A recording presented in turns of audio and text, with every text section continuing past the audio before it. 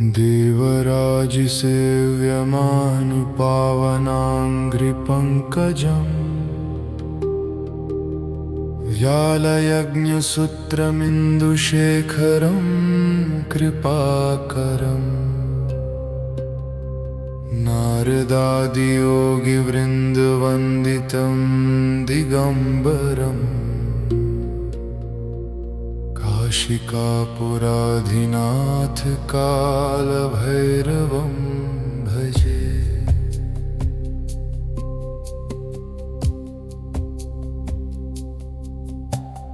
भानुकोटिभास्वरं भवाब्धितारकं परम् नीलकण्ठमीप्सितार्थदायकं त्रिलोचनम् कालकालमम्बुजाक्षमक्षशूलमक्षरम् काशिकापुराधिनाथ कालभैरवं भजे।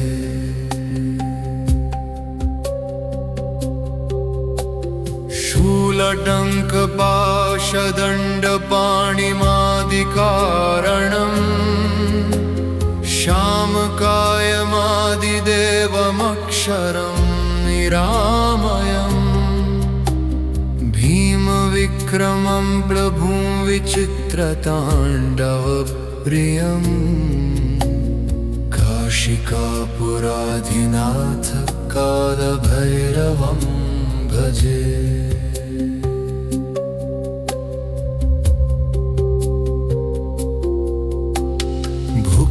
मुक्तिदायकं प्रशस्तचारुविग्रहम् भक्तवत्सलं स्थितं समस्तलोकविग्रहम् निःखणं मनोज्ञहेमकिङ्किणीलसत्कटिम् काशिकापुराधिनाथ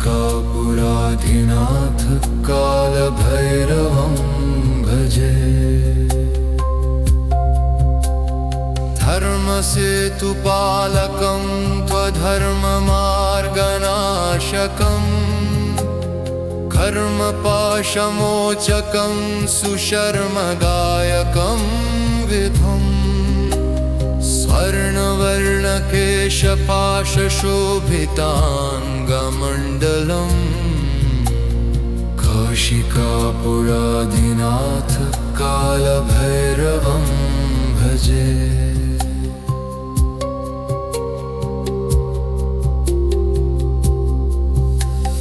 रक्तपादुका प्रभाभिरामपादयुग्मकम् नित्यमद्वितीयमिष्टदैवकं निरञ्जनम् मृत्युदर्पनाशनं करालदंष्ट्रमोक्षणम् काशिकापुराधिनाथ कालभैरवं भजे।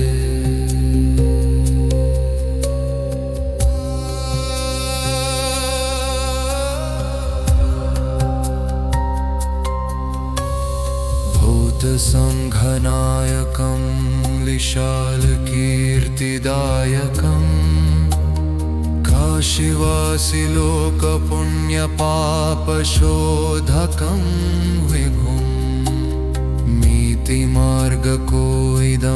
पुरातनं जगत्पतिं काशिकापुराधिनाथ कालभैरवं भजे। कालभैरवाष्टकं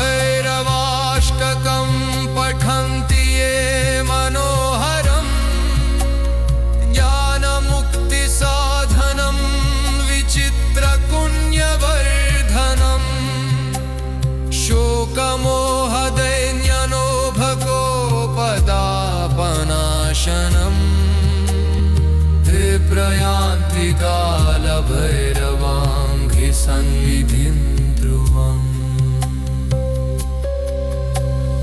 इति श्रीमत्परमहंस परिव्राजकाचार्य श्री गोविंद भगवत पूज्य पाद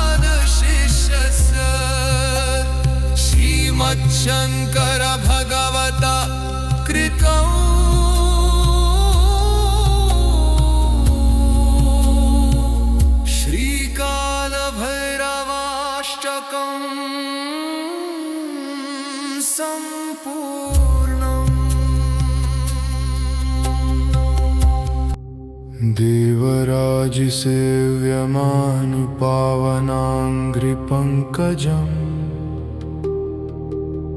व्यालयज्ञसूत्रमिन्दुशेखरं कृपाकरम् नारदादियोगिवृन्दवन्दितं दिगम्बरम्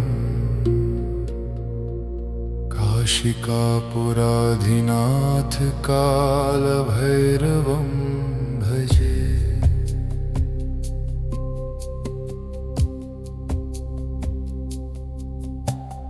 भानुकोटिभास्वरं भवाब्धितारकं परम् नीलकण्ठमीप्सितार्थदायकं त्रिलोचनम् कालकालमम्बुजाक्षमक्षशूलमक्षरम् काशिकापुराधिनाथ कालभैरवं भजे।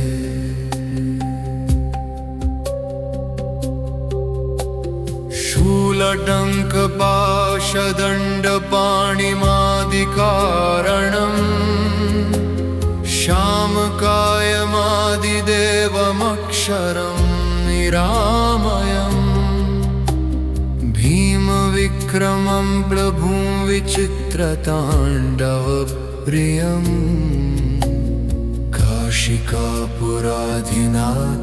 कालभैरवं भजे।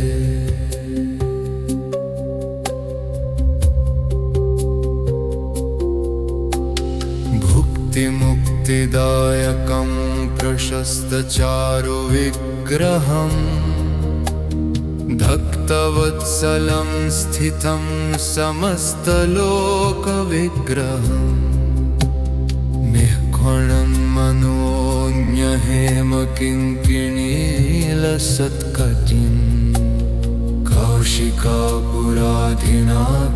कालभैरवं भजे। धर्मसेतुपालकं त्वधर्ममार्गनाशकं कर्मपाशमोचकं सुशर्मगायकं विभुं स्वर्णवर्णकेशपाशशोभिताङ्गमण्डलम् काशिकापुराधिनाथ कालभैरवं भजे।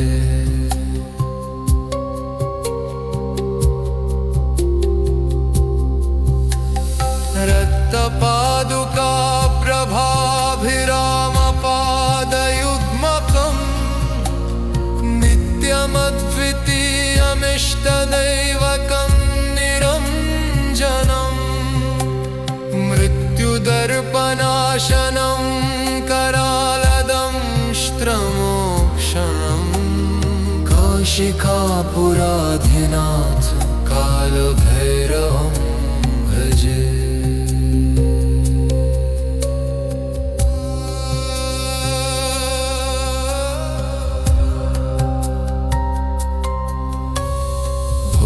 संघनायकं विशालकीर्तिदायकं काशीवासिलोकपुण्यपापशोधकं विभुं नीतिमार्गकोइदं पुरातनं जगत्पतिं काशिकापुराधिनाथ कालभैरवं भजे।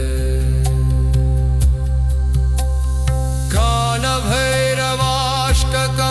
पठन्ति ये मनोहरम् ज्ञानमुक्तिसाधनं विचित्रपुण्यवर्धनम् शोकमोहदैन्यनोभकोपदापनाशनम् ते प्रयान्ति कालभैरवाङ्घ्रिसन्निधिं ध्रुवम्। इति श्रीमत्परमहंस परिव्राजकाचार्य श्री गोविन्द भगवत्पूज्यपाद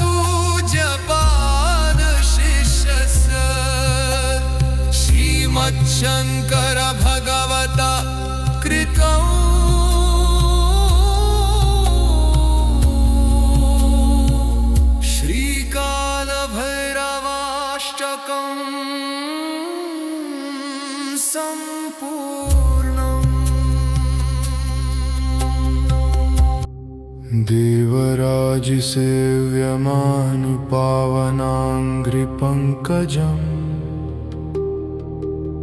व्यालयज्ञसूत्रमिन्दुशेखरं कृपाकरम् नारदादियोगिवृन्दवन्दितं दिगम्बरम् काशिकापुराधिनाथ कालभैरवं भजे।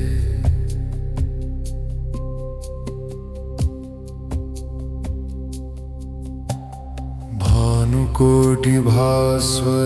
भवाब्धितारकं परम् नीलकण्ठमीप्सितार्थदायकं त्रिलोचनम् कालकालमम्बुजाक्षमक्षशूलमक्षरम् काशिकापुराधिनाथ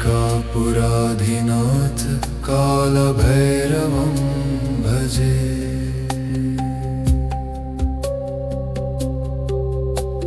शूलडङ्कपाशदण्डपाणिमादिकारणम् श्यामकायमादिदेवमक्षरं निरामयम् भीमविक्रमं प्रभुं विचित्रताण्डवप्रियम् काशिकापुराधिनाथ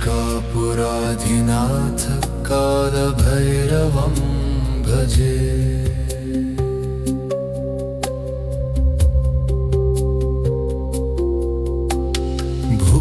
मुक्तिदायकं प्रशस्तचारुविग्रहम् भक्तवत्सलं स्थितं समस्तलोकविग्रहम् निःखणं मनोज्ञहेमकिङ्किणीलसत्कटिं कौशिकापुराधिनाथ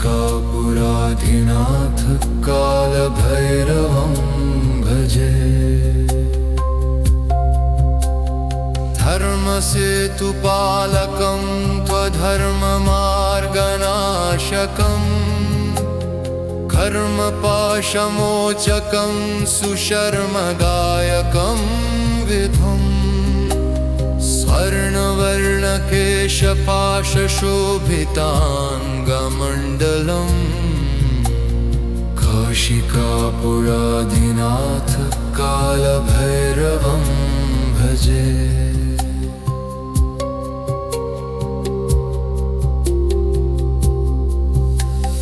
रक्तपादुका प्रभाभिरामपादयुग्मकम् नित्यमद्वितीयमिष्टदैवकं निरञ्जनम् मृत्युदर्पणाशनं करालदंष्ट्रमोक्षणम् काशिकापुराधिनाथ कालभैरवं भजे।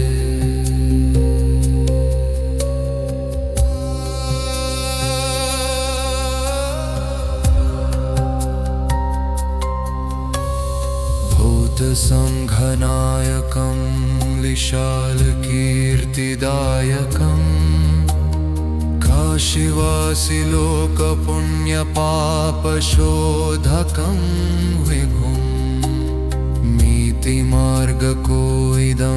पुरातनं जगत्पतिं काशिकापुराधिनाथ कालभैरवं भजे।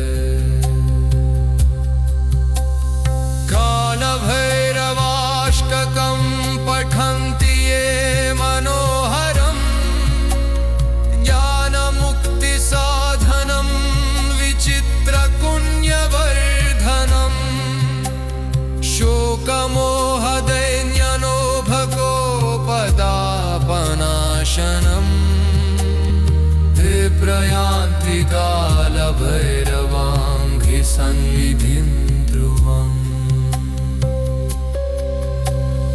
इति श्रीमत्परमहंस परिव्राजकाचार्य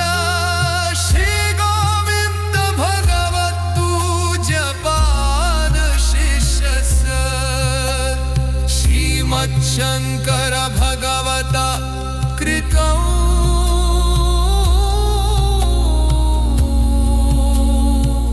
श्रीकालभैरवाष्टकम् सम्पूर्णम्। देवराजसेव्यमानुपावनाङ्घ्रिपङ्कजम् व्यालयज्ञसूत्रमिन्दुशेखरं कृपाकरम् नारदादियोगिवृन्दवन्दितं दिगम्बरम् काशिकापुराधिनाथ कालभैरवं भजे।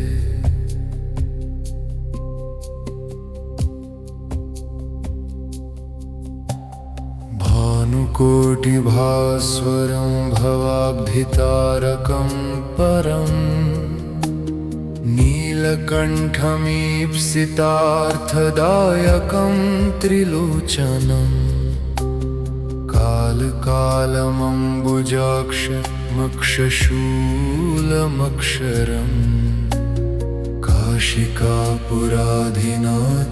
कालभैरवं भजे।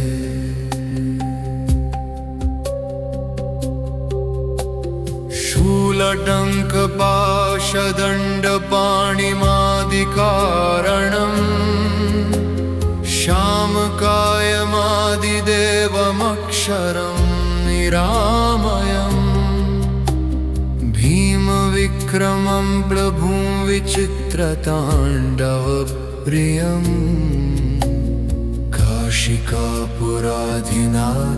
कालभैरवं भजे।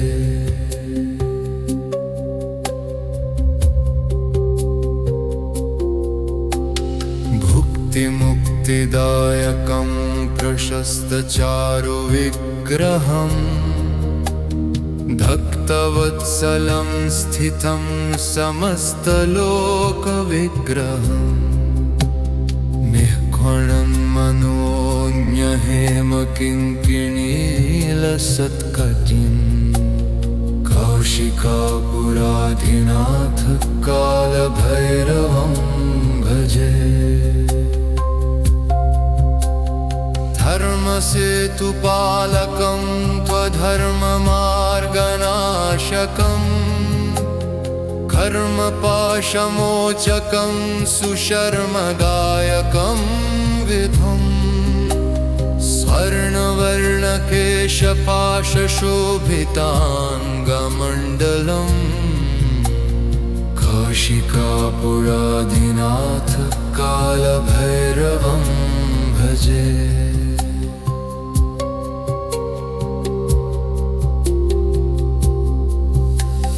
रक्तपादुका प्रभाभिरामपादयुग्मकम् नित्यमद्वितीयमिष्टदैवकं निरञ्जनम् मृत्युदर्पनाशनं करालदंष्ट्रमोक्षणम् काशिकापुराधिनाथ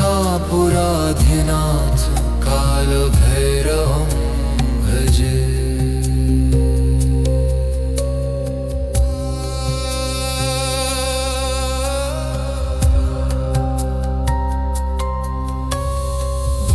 संघनायकं विशालकीर्तिदायकं काशीवासिलोकपुण्यपापशोधकं विभुं नीतिमार्गकोइदं पुरातनं जगत्पतिं काशिकापुराधिनाथ कालभैरवं भजे।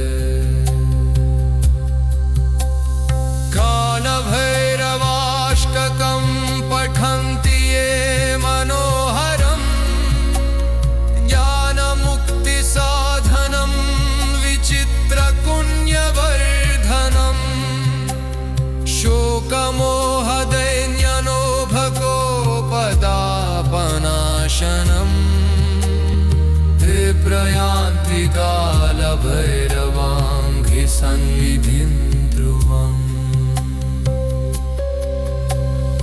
इति श्रीमत्परमहंस परिव्राजकाचार्य श्री गोविन्द भगवत्पूज्यपाद शिष्यस्य श्रीमच्छङ्कर भगवता कृतौ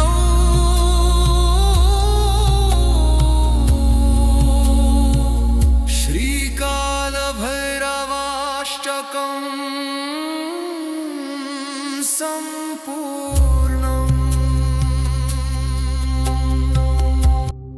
देवराजसेव्यमानुपावनाङ्घ्रिपङ्कजम् व्यालयज्ञसूत्रमिन्दुशेखरं कृपाकरम् नारदादियोगिवृन्दवन्दितं दिगम्बरम् काशिकापुराधिनाथ कालभैरवं भजे।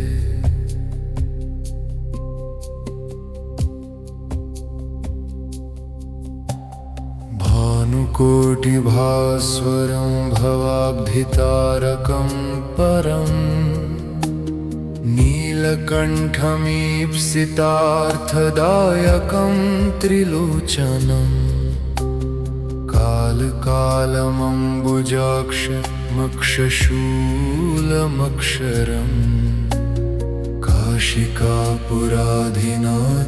कालभैरवं भजे।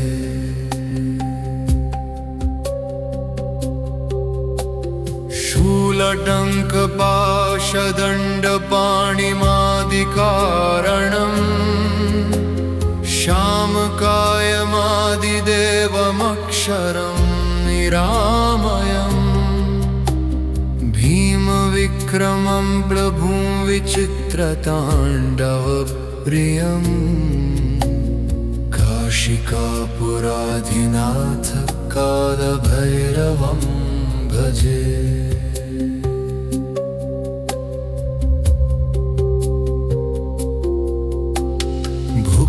मुक्तिदायकं प्रशस्तचारुविग्रहम् भक्तवत्सलं स्थितं समस्तलोकविग्रहम् निःखणं मनोज्ञहेमकिङ्किणीलसत्कटिम् काशिकापुराधिनाथ कालभैरवं भजे। धर्मसेतुपालकं त्वधर्ममार्गनाशकम् कर्मपाशमोचकं सुशर्मदायकं विधुम् स्वर्णवर्णकेशपाशशोभिताङ्गमण्डलम् काशिकापुराधिनाथ कालभैरवं भजे।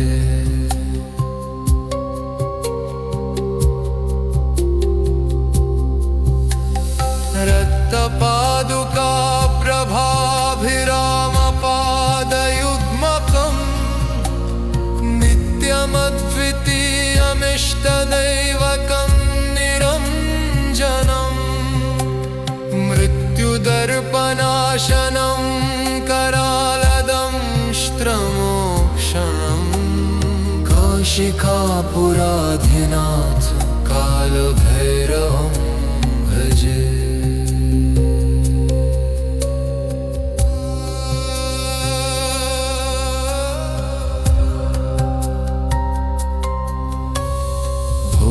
संघनायकं विशालकीर्तिदायकं काशीवासिलोकपुण्यपापशोधकं विभुं नीतिमार्गकोइदं पुरातनं जगत्पतिं काशिकापुराधिनाथ कालभैरवं भजे।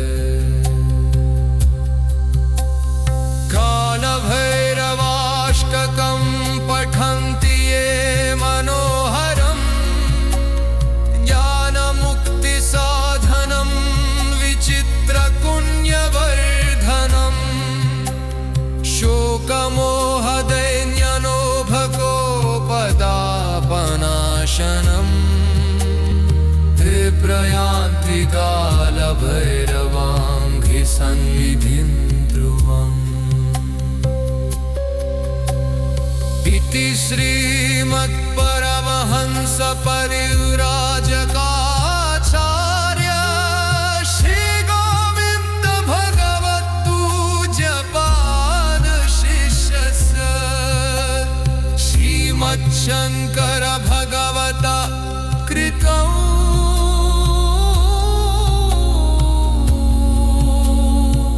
श्रीकालभैरवाष्टकम्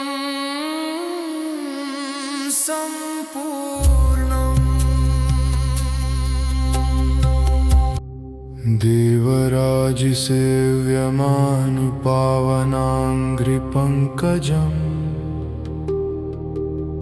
व्यालयज्ञसूत्रमिन्दुशेखरं कृपाकरम् नारदादियोगिवृन्दवन्दितं दिगम्बरम् काशिकापुराधिनाथ कालभैरवं भजे।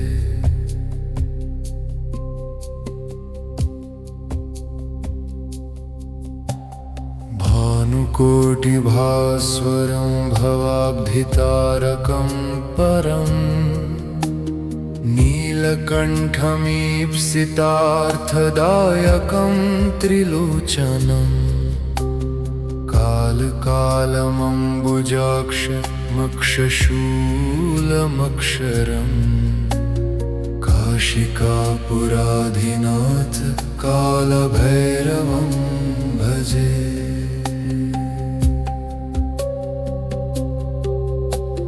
शूलटङ्कपाशदण्डपाणिमादिकारणम् श्यामकायमादिदेवमक्षरं निरामयम् भीमविक्रमं प्रभुं विचित्रताण्डवप्रियम् काशिकापुराधिनाथ कालभैरवं भजे।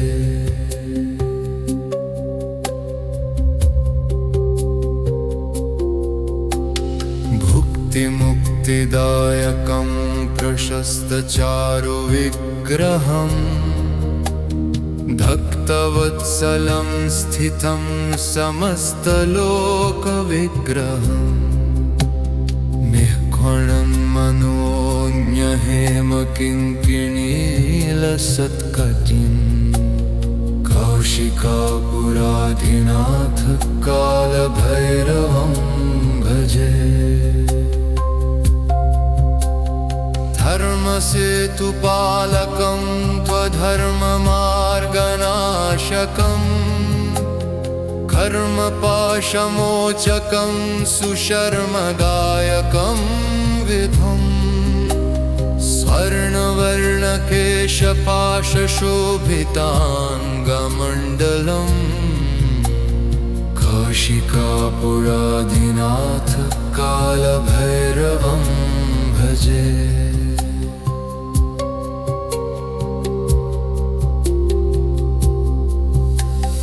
रक्तपादुका प्रभाभिरामपादयुग्मकम् नित्यमद्वितीयमिष्टदैवकं निरञ्जनम् मृत्युदर्पनाशनं करालदंष्ट्रमोक्षणम् काशिकापुराधिनाथ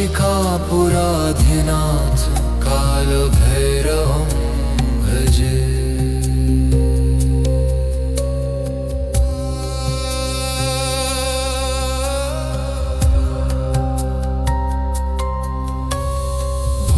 संघनायकं विशालकीर्तिदायकं काशीवासिलोकपुण्यपापशोधकं विभुं नीतिमार्गकोइदं पुरातनं जगत्पतिं काशिकापुराधिनाथ कालभैरवं भजे। शङ्करभैरवाष्टकं पठन्ति ये मनोहरम् ज्ञानमुक्तिसाधनं विचित्रपुण्यवर्धनम् शोकमोहदैन्यनोभकोपदापनाशनम् ते प्रयान्ति कालभैरवाङ्घ्रि सन्निधिं ध्रुवम् इति श्रीमत्परमहंस परिव्राजकाचार्य श्री गोविन्द भगवत्पूज्यपाद शिष्यस्य श्रीमच्छङ्कर भगवता कृतम्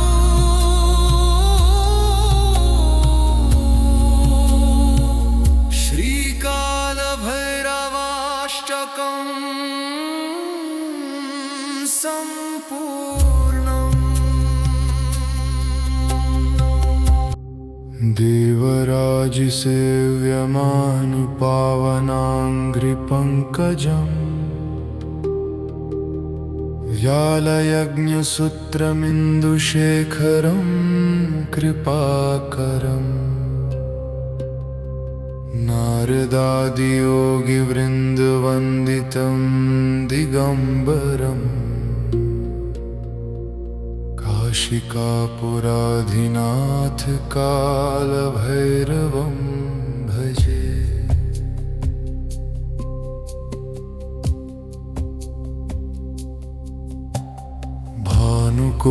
भानुकोटिभास्वरं भवाब्धितारकं परम् नीलकण्ठमीप्सितार्थदायकं त्रिलोचनम् कालकालमम्बुजाक्षमक्षशूलमक्षरम् काशिकापुराधिनाथ कालभैरवं भजे।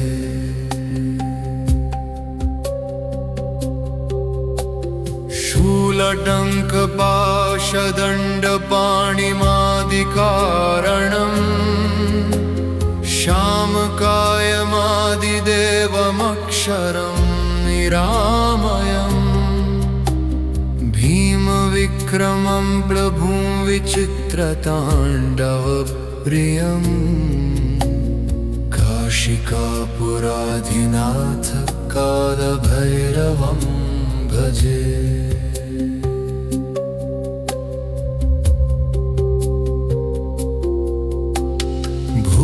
मुक्तिदायकं प्रशस्तचारुविग्रहम् भक्तवत्सलं स्थितं समस्तलोकविग्रहम् निःखणं मनोज्ञहेमकिङ्किणीलसत्कटिम् कौशिकापुराधिनाथ कालभैरवं भजे। धर्मसेतुपालकं त्वधर्ममार्गनाशकम् कर्मपाशमोचकं सुशर्मगायकं विधुम् स्वर्णवर्णकेशपाशशोभिताङ्गमण्डलम् कौशिकापुराधिनाथ कालभैरवं भजे।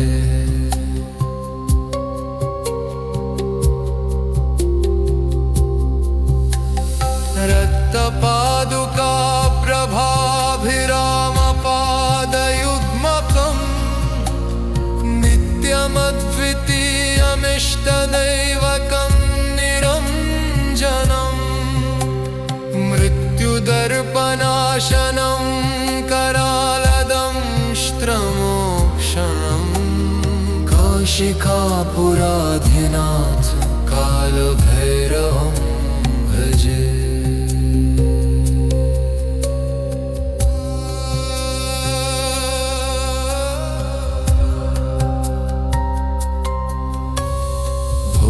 संघनायकं विशालकीर्तिदायकं शिवासि लोकपुण्यपापशोधकं विभुं नीतिमार्गको इदं पुरातनं जगत्पतिं काशिकापुराधिनाथ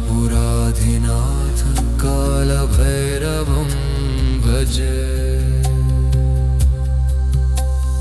कालभैरवाष्टकं पठन्ति ये मनोहरम् ज्ञानमुक्तिसाधनं विचित्रपुण्यवर्धनम् शोकमोहदैन्यनोभकोपदापनाशनम् ते प्रयान्ति कालभैरवाङ्घ्रि सन्निधिं ध्रुवम्। इति श्रीमत्परमहंस परिव्राजकाचार्य श्री गोविन्द भगवत्पूज्यपाद शिष्यस्य श्रीमच्छङ्कर भगवता कृतौ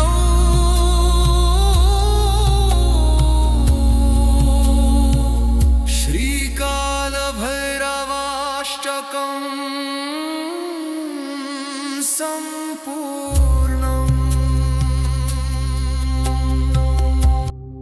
देवराजसेव्यमानुपावनाङ्घ्रिपङ्कजम् व्यालयज्ञसूत्रमिन्दुशेखरं कृपाकरम् नारदादियोगिवृन्दवन्दितं दिगम्बरम् काशिकापुराधिनाथ कालभैरवं भजे।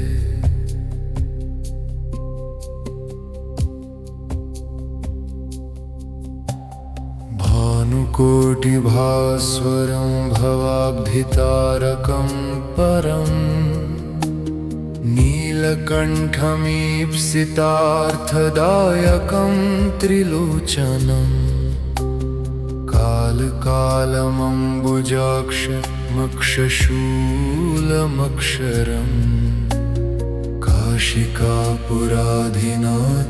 कालभैरवं भजे।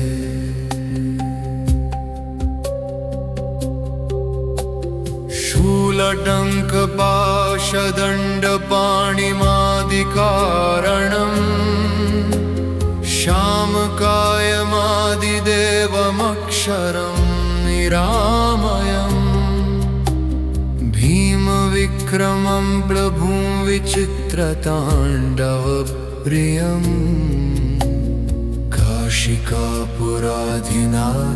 कालभैरवं भजे।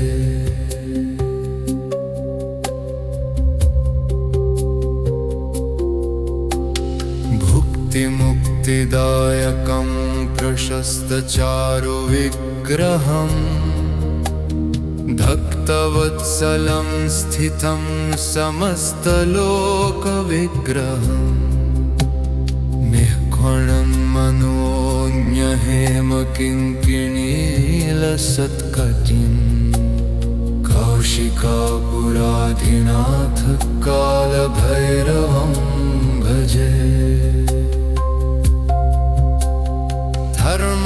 धर्मसेतुपालकं त्वधर्ममार्गनाशकम् कर्मपाशमोचकं सुशर्मगायकं विभुम् स्वर्णवर्णकेशपाशशोभिताङ्गमण्डलम् काशिकापुराधिनाथ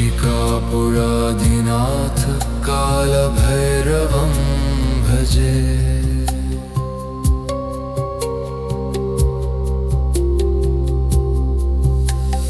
रक्तपादुका प्रभाभिरामपादयुग्मकम् नित्यमद्वितीयमिष्टदैवकं निरञ्जनम् मृत्युदर्पणाशनं करालदंष्ट्रमोक्षणम् काशिकापुराधिनाथ कालभैरवं भजे।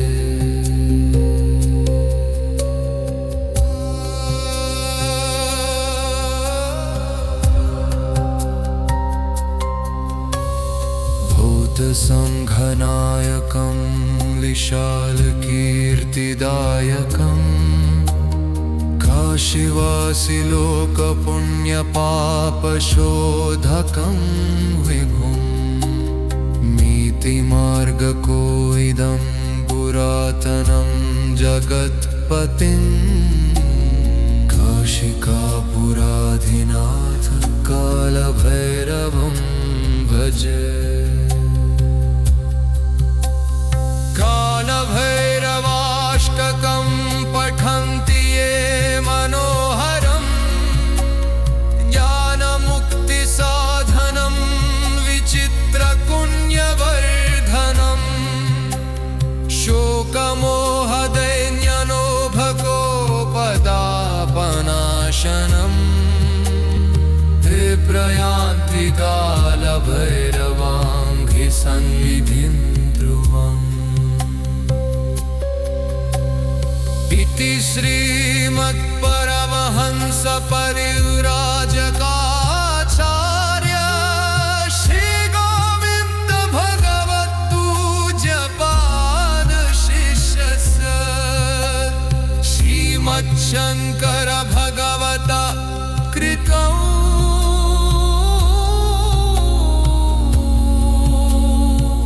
श्रीकालभैरवाष्टकम्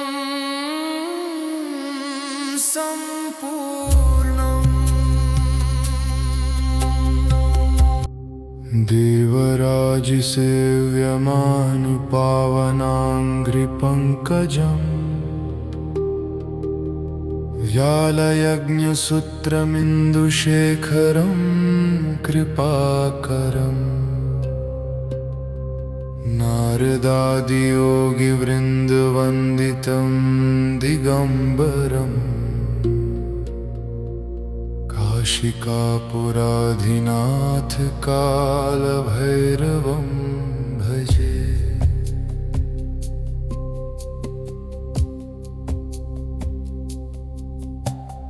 भानुकोटिभास्वरं भवाब्धितारकं परम् नीलकण्ठमीप्सितार्थदायकं त्रिलोचनम् कालकालमम्बुजाक्षमक्षशूलमक्षरम् काशिकापुराधिनाथ कालभैरवं भजे।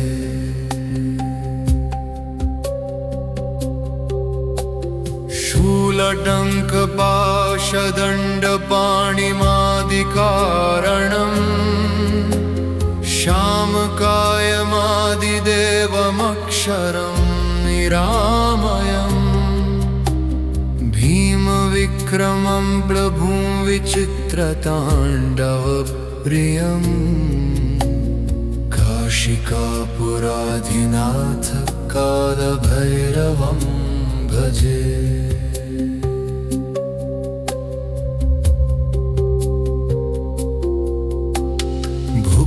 मुक्तिदायकं प्रशस्तचारुविग्रहम् भक्तवत्सलं स्थितं समस्तलोकविग्रहम् निःखणं मनोज्ञहेमकिङ्किणीलसत्कटिम् काशिकापुराधिनाथ कालभैरवं भजे।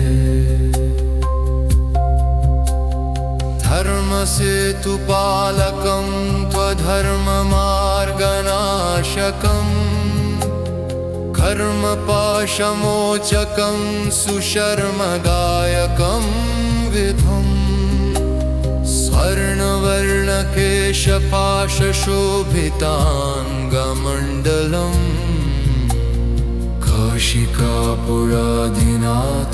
कालभैरवं भजे।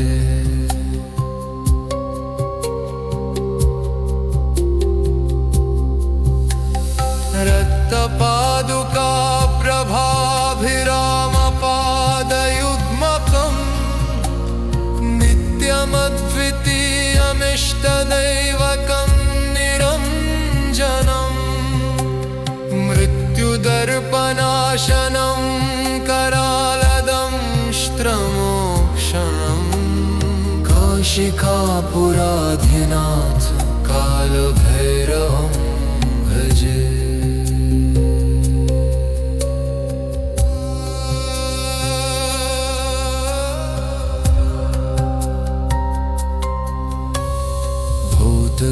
भूतसङ्घनायकं विशालकीर्तिदायकम् काशीवासिलोकपुण्यपापशोधकं विभुं नीतिमार्गकोइदं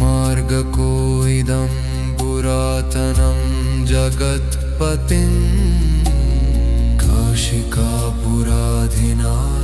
कालभैरवं भजे। कालभैरवाष्टकं पठन्ति ये मनोहरम् ज्ञानमुक्तिसाधनं विचित्रपुण्यवर्धनम् शोकमोहदैन्यनोभकोपदापनाशनम् ते प्रयान्ति कालभैरवाङ्घ्रि सन्निधिं ध्रुवम्।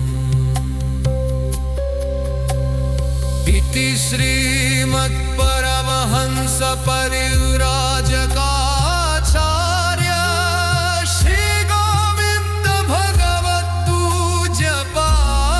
शिष्यस्य श्रीमच्छङ्कर भगवता कृतम्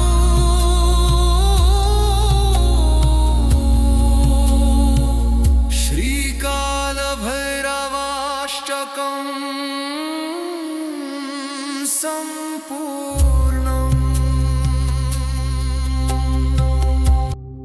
देवराजसेव्यमानुपावनाङ्घ्रिपङ्कजम्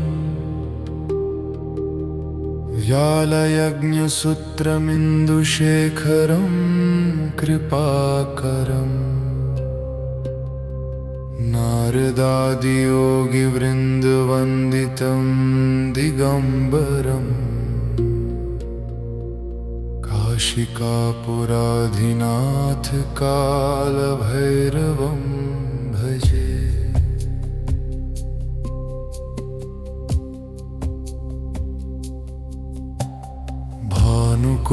भानुकोटिभास्वरं भवाब्धितारकं परम् नीलकण्ठमीप्सितार्थदायकं त्रिलोचनम् कालकालमम्बुजाक्षमक्षशूलमक्षरम् काशिकापुराधिनाथ कालभैरवं भजे।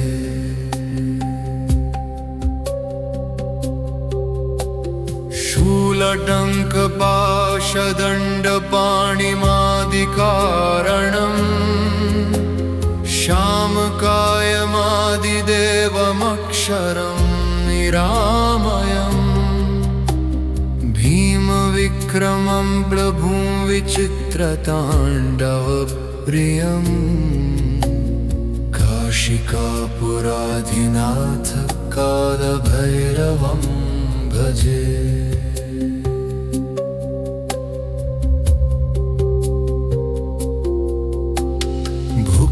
मुक्तिदायकं प्रशस्तचारुविग्रहम् भक्तवत्सलं स्थितं समस्तलोकविग्रहम् निःखणं मनोज्ञहेमकिङ्किणीलसत्कटिं काशिकापुराधिनाथ कालभैरवं भजे। धर्मसेतुपालकं त्वधर्ममार्गनाशकम् धर्मपाशमोचकं सुशर्मदायकं विधुम् स्वर्णवर्णकेशपाशशोभिताङ्गमण्डलम् काशिकापुराधिनाथ कालभैरवं भजे।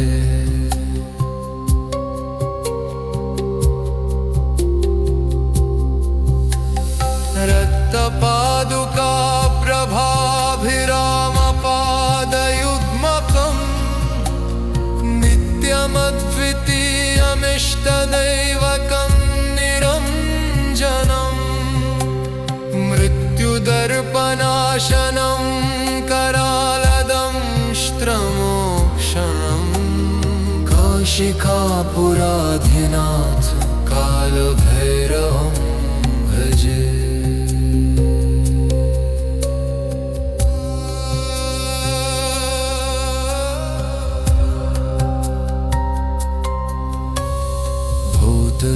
भूतसङ्घनायकं विशालकीर्तिदायकम् काशीवासिलोकपुण्यपापशोधकं विभुम् नीतिमार्गकोइदं पुरातनं जगत्पतिं काशिकापुराधिनाथ कालभैरवं भजे। कालभैरवाष्टकं पठन्ति ये मनोहरं ज्ञानमुक्तिसाधनं विचित्रपुण्यवर्धनं शोकमोहदैन्यनोभकोपदापनाशनं ते प्रयान्ति कालभैरवाङ्घ्रि सन्निधिं ध्रुवम्। इति श्रीमत्परमहंस परिव्राजकाचार्य श्री गोविन्द भगवत्पूज्यपाद शिष्यस्य श्रीमच्छङ्कर भगवता कृतम्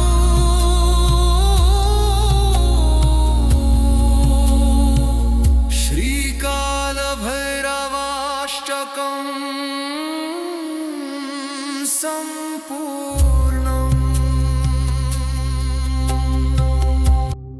देवराजसेव्यमानुपावनाङ्घ्रिपङ्कजम् व्यालयज्ञसूत्रमिन्दुशेखरं कृपाकरम् नारदादियोगिवृन्दवन्दितं दिगम्बरम् काशिकापुराधिनाथ कालभैरवं भजे।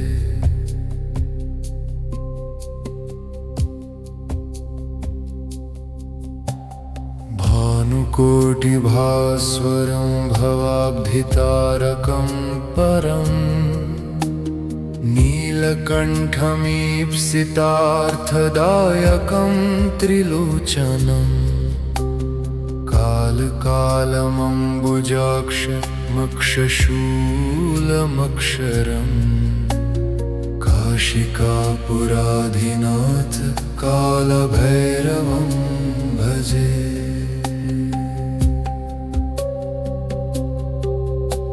शूलटङ्कपाशदण्डपाणिमादिकारणम् श्यामकायमादिदेवमक्षरं निरामयम् भीमविक्रमं प्रभुं विचित्रताण्डवप्रियम् काशिकापुराधिनाथ कालभैरवं भजे।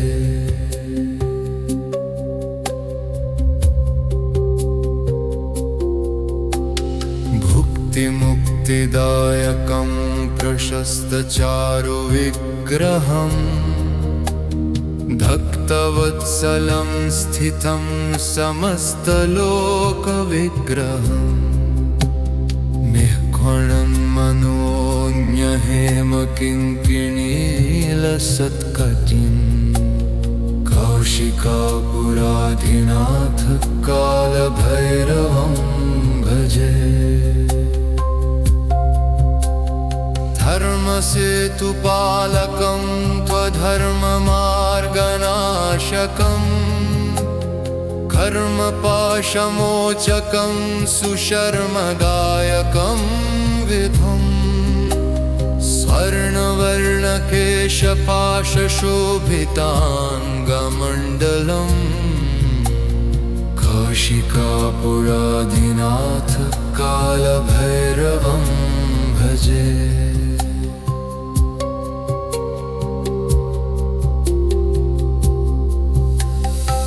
रक्तपादुका प्रभाभिरामपादयुग्मकम् नित्यमद्वितीयमिष्टदैवकं निरञ्जनम् मृत्युदर्पनाशनं करालदंष्ट्रमोक्षणम् कौशिकापुराधिनाथ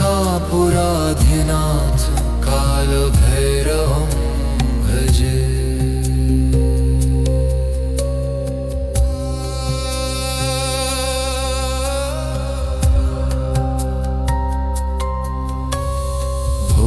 संघनायकं विशालकीर्तिदायकम् काशीवासिलोकपुण्यपापशोधकं विभुम् नीतिमार्गकोइदं पुरातनं जगत्पतिम् कौशिकापुराधिनाथ कालभैरवं भजे कालभैरवाष्टकं पठन्ति ये मनोहरम् ज्ञानमुक्तिसाधनं विचित्रपुण्यवर्धनम्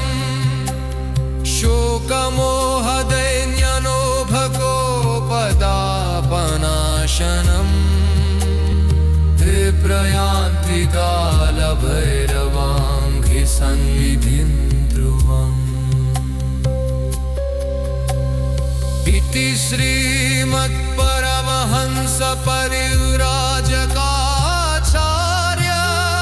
श्री गोविन्द भगवत्पूज्यपाद शिष्यस्य श्रीमच्छङ्कर भगवता कृतम्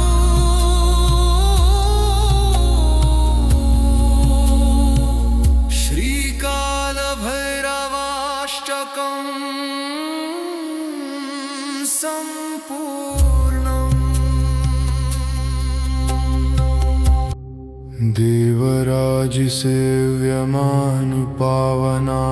देवराजसेव्यमानुपावनाङ्घ्रिपङ्कजम्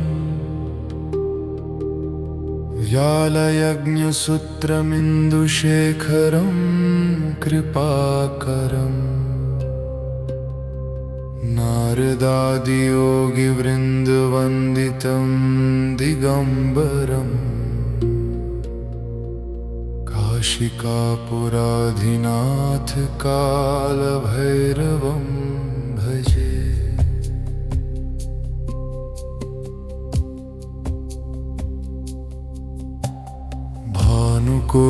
भानुकोटिभास्वरं भवाब्धितारकं परम् नीलकण्ठमीप्सितार्थदायकं त्रिलोचनम्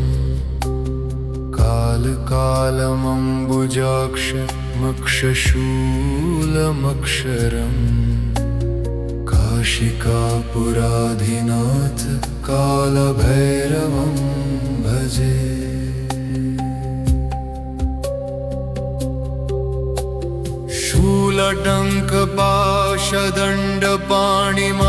शूलटङ्कपाशदण्डपाणिमादिकारणम् श्यामकायमादिदेवमक्षरं निरामयम् भीमविक्रमं प्रभुं विचित्रताण्डवप्रियम् काशिकापुराधिनाथ कालभैरवं भजे।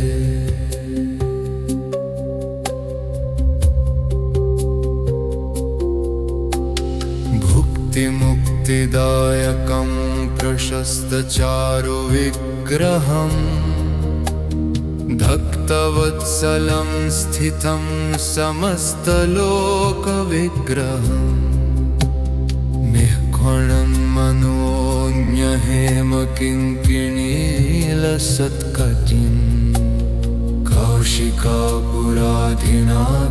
कालभैरवं भजे। धर्मसेतुपालकं त्वधर्ममार्गनाशकम् कर्मपाशमोचकं सुशर्मदायकं विधुम् स्वर्णवर्णकेशपाशशोभिताङ्गमण्डलम् कौशिकापुराधिनाथ कालभैरवं भजे।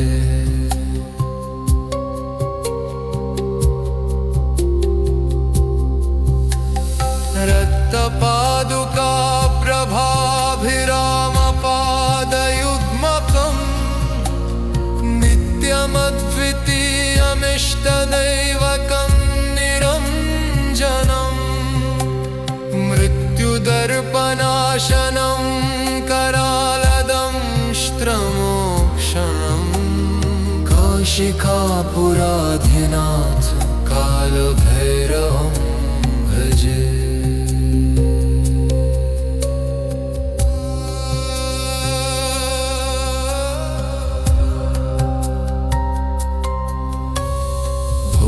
संघनायकं लिशालकीर्तिदायकं काशीवासिलोकपुण्यपापशोधकं विभुं नीतिमार्गकोइदं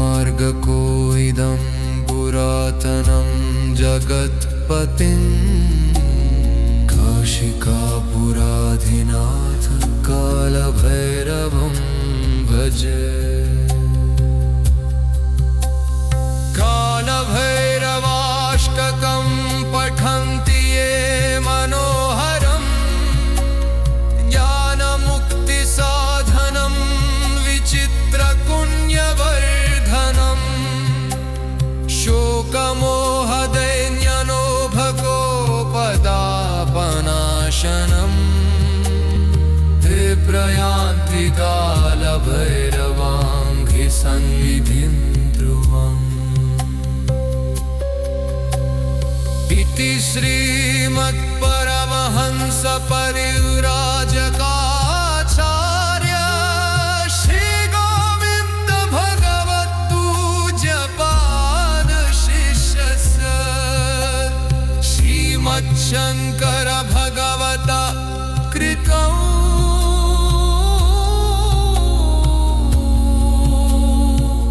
श्रीकालभैरवाष्टकम् संपूर्ण।